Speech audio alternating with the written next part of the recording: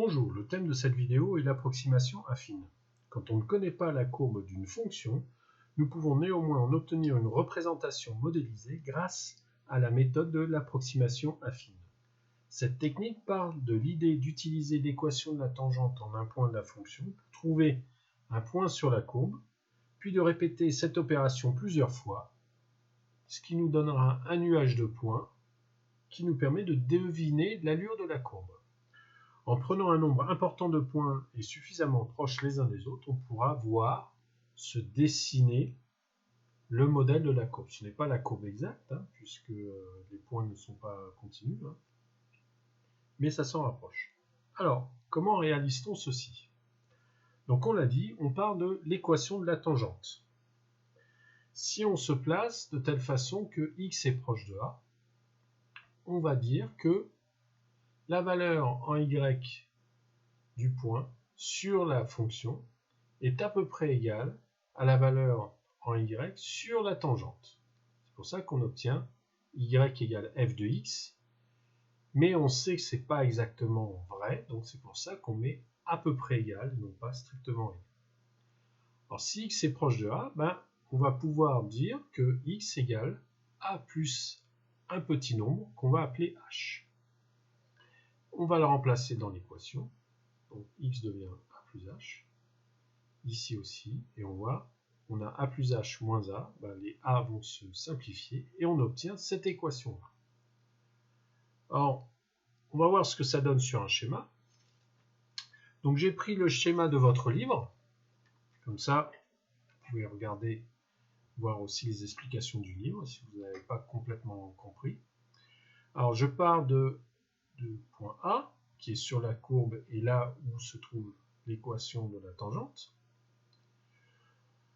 Ici, donc le point A, un abscisse petit a, et on se place pas très loin de petit a, mais un peu plus à droite. Et on voit que quand on fait ça, si on trace une perpendiculaire à l'axe des abscisses, voilà, on trouve le point sur la courbe. Évidemment, abscisse a plus h, l'ordonnée c'est f de a plus h, d'après la courbe. Mais on trouve le point correspondant, ici on l'appelait n, qui se trouve sur la tangente. Et lui, son abscisse c'est f de a, son ordonnée c'est f de a plus f' de a fois h, qu'on a ici. Et vous comprenez bien que si h est petit, donc imaginons qu'il est placé ici, donc h petit, ça veut dire a plus h est ici. Si je trace la perpendiculaire, on voit que on a encore deux points n et n, mais la distance est petite. Et en fait, vous comprenez que plus je me rapproche de la valeur de petit a, plus cette distance m et n est petite, à tel point que, par exemple, si on se trouve à peu près ici, avec un h très petit, on a l'impression que les deux points seront confondus, et on aura bien f de a plus h, ce qui est ici, égale cela, ce qu'on a ici.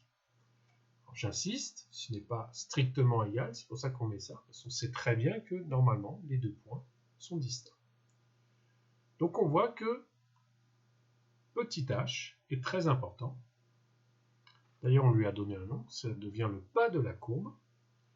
Et vous comprenez que plus h est petit, plus on se rapproche de la courbe. Donc ça veut dire que par exemple, dans les courbes, on a fait tout à l'heure, j'avais pris un h égale à 1. Là, les points sont bien distincts. On devine la courbe, mais ils sont bien écartés. Je fais un h plus petit, 0,5. Là, on voit les points se touchent, et ce n'est toujours pas une courbe. Et si je fais h égale 0,1, on a l'impression de voir une courbe. D'accord? Donc on dit que plus h est petit, plus le modèle de la courbe se rapproche de la courbe exacte. Alors, cette technique, en fait, on va l'utiliser avec la primitive. Voilà. Et c'est en réalité plus cette technique-là qu'on va utiliser la plupart du temps.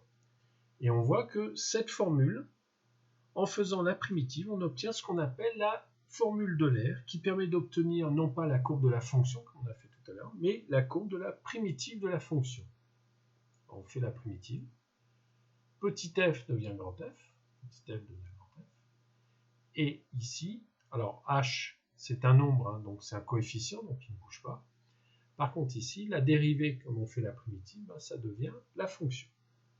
Et donc on a la formule de la méthode d'Euler qui va nous permettre de trouver la courbe de la primitive de la fonction. Alors dans les exercices, elle est écrite soit comme ça, ou aussi comme cela. Donc xi et xi plus 1, en fait, hein, qui explique que c'est un point très proche, mais différent. Et voilà.